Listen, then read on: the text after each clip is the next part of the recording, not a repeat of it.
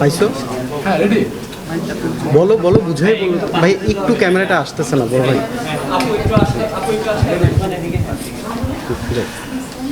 শুভ সন্ধ্যা। আজকে ময়ূরপঙ্খী তৃতীয় star award. আমি কিন্তু পদকপ্রাপ্ত নই, কিংবা আমি নিজে পুরস্কার নিতে আসিনি। আপনারা হয়তো সবাই অবগত আছেন যে আমি দিঘির জন্য আজকে পুরস্কারটা নিতে এসেছি। আমাদের কলকাতায় বাংলাদেশ চলচ্চিত্র উৎসবে 30 তারিখে সন্ধ্যা 6টায় দিঘির শ্রাবণ জ্যোৎস্নায় ছবিটা প্রদর্শিত হবে। সে কারণেই দিঘি এইমাত্র 7টা 15 ফ্লাইটে কলকাতায় চলে গেল। তার অনুপস্থিতিতে তার অ্যাওয়ার্ডটা আমি নিতে এসেছি। তো আপনারা সবাই দিঘির জন্য দোয়া করুন। আপনাদের আদর ভালোবাসায় সুনামের সাথে আপনাদের সাথে ছিল, আগামীতেও যেন আপনাদের দোয়া নিয়ে সে তার চলচ্চিত্রটাকে, তার অভিনয় জগৎটাকে সমৃদ্ধ করতে পারে। আমার প্রশ্ন হচ্ছে যে আপনাদের মতো যারা গুণী অভিনেতা, তারা পরিণত সময়টাতে অভিনয় থেকে দূরে সরে যাচ্ছে বা অভিনয় থাকছে না, এই বিষয়টাকে আপনি যদি একটু বিশ্লেষণ করতেন আপনার জায়গা থেকে। আসলে আমরা কেউ দূরে থাকতে চাই না, আমরা সবসময় অভিনয়ের মাধ্যমেই থাকতে চাই। এবং আমি যদি বলি, আমি এখনও পর্যন্ত অভিনয়ের মধ্যেই আছি। আমি যদি বলি যে গত ঈদে 5টা ছবি মুক্তি পেয়েছে, সেখানে কিন্তু আমার 4টা ছবি ছিল, কিন্তু আমি সেটা কখনোই বলি না, আমি শুধু কাজ করে যাই বিধায়। এবং গত ঈদেও আমার ছবি ছিল, গলুই ছিল, তারপর লিডার আমি বাংলাদেশ ছিল।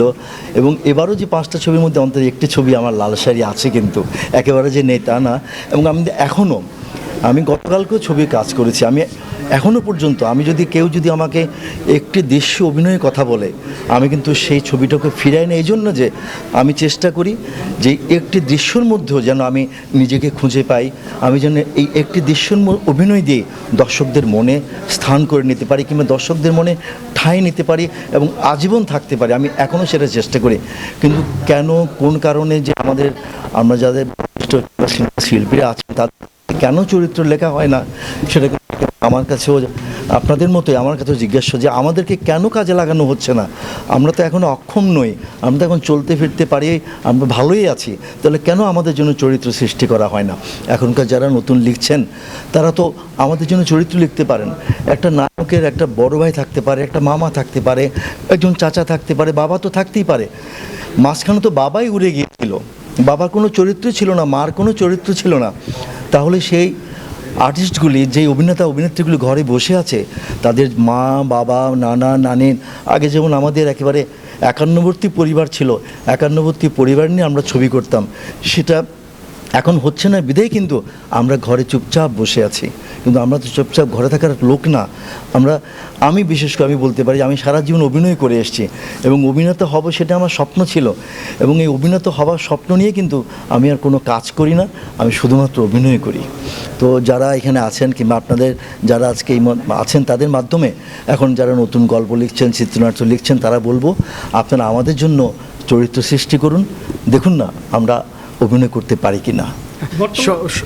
সাম্প্রতিক সময়ে আমাদের গুণী নির্মাতা কাজী হায়াত, শ্রদ্ধেয় কাজী হায়াত স্যার, তিনি হচ্ছেন টিকটকারদের একটা প্রোগ্রামে গিয়েছিল, যেটা নিয়ে সোশ্যাল মিডিয়ায় খুব তোলপাড়ের তৈরি হয়েছে যে এইরকম একজন প্রজ্ঞাবান গুণী নির্মাতা কেন টিকটকারদের এরকম একটা প্রোগ্রামে গেল। এই বিষয়ে আসলে আপনি সামাজিক প্রেক্ষাপটটা যদি একটু বিশ্লেষণ করতেন আপনার ভাবনা থেকে। আসলে এখন তো নতুন সমাজে আমরা আছি, একেবারে পুরনো সমাজে কিন্তু আমরা নেই। এটা নতুন কন্টেন্ট, টিকটক বলি আর যাই বলি, সেটা কিন্তু ফেলে দেওয়ার মতো না। সামনে আরও কত কন্টেন্ট আসবে, কত নতুন ধরনের আসবে, আমরা কাউকে কিন্তু অবহেলিত করতে পারবো না। আমি যখন ছিলাম তখন তো আমি যখন জন্মগ্রহণ করেছি তখন তো শুধুমাত্র একটি এক ব্যান্ডের রেডিও ছিল।